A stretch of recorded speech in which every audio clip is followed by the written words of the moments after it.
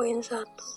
Dalam arti sempit, konstitusi merupakan suatu dokumen atau seperangkat dokumen yang berisi aturan-aturan dasar untuk menyelenggarakan negara. Sedangkan dalam arti luas, konstitusi merupakan peraturan baik tertulis maupun tidak tertulis yang menentukan bagaimana lembaga negara dibentuk dan dijalankan. Poin 2. Konstitusi diperlukan untuk membatasi kekuasaan pemerintah atau penguasa negara, membagi kekuasaan negara, dan memberi jaminan HAM bagi warga negara. 3. Konstitusi merupakan materi muatan tentang organisasi negara, HAM, produser, mengubah UUD, kadang-kadang berisi larangan untuk mengubah sifat tertentu dari Undang-Undang Dasar, cita-cita rakyat, dan asas-asas ideologi negara. Poin 4. Pada awal era reformasi, adanya tuntutan perubahan Undang-Undang Dasar NRI 1945 didasarkan pada pandangan bahwa UUD NRI 1945 belum cukup memuat landasan bagi kehidupan yang demokratis, pemberdayaan rakyat, dan penghormatan terhadap HAM. Di samping itu, di dalam Undang-Undang NRI 1945 terdapat pasal-pasal yang menimbulkan penafsiran beragam atau multitafsir dan membuka peluang bagi penyelenggaraan negara yang otoriter, sentralistik, tertutup, dan praktik KKN. Poin 5. Dalam perkembangannya, tuntutan perubahan UUD NRI 1945 menjadi kebutuhan bersama bangsa Indonesia. Oleh karena itu, MPR melakukan perubahan secara bertahap dan sistematis dalam 4 kali perubahan. Keempat kali perubahan tersebut harus dipahami sebagai satu rangkaian dan satu kesatuan. Poin 6.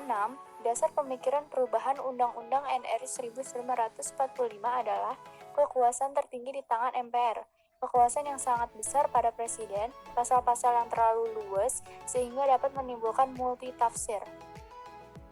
Kewenangan pada presiden untuk mengatur hal-hal penting dengan undang-undang, rumusan UUD NRI 1945 tentang semangat penyelenggara negara belum cukup didukung ketentuan konstitusi yang sesuai dengan tuntutan reformasi. Awal proses perubahan Undang-Undang Dasar Negara Republik Indonesia 1945 adalah pencabutan ketetapan MPR RI Nomor 4 MPR 1983 tentang referendum, pembatasan masa jabatan Presiden dan Wakil Presiden Republik Indonesia, dan ketetapan MPR mengenai hak asasi manusia mewakili perubahan Undang-Undang Dasar Negara Republik Indonesia 1945. Dari proses perubahan Undang-Undang Dasar Negara Republik Indonesia 1945 dapat diketahui hal-hal sebagai berikut. A. Perubahan Undang-Undang Dasar Negara Republik Indonesia 1945 dilakukan oleh MPR dalam satu kesatuan perubahan yang dilaksanakan dalam 4 tahapan, yakni pada Sidang Umum MPR 1999, Sidang Tahunan MPR 2000, 2001, dan 2002. B. Hal itu terjadi karena materi perubahan Undang-Undang Dasar Negara Republik Indonesia 1945 yang telah disusun secara sistematis dan lengkap pada masa sidang MPR tahun 1999 sampai tahun 2000 tidak seluruhnya dapat dibahas dan diambil putusan. C.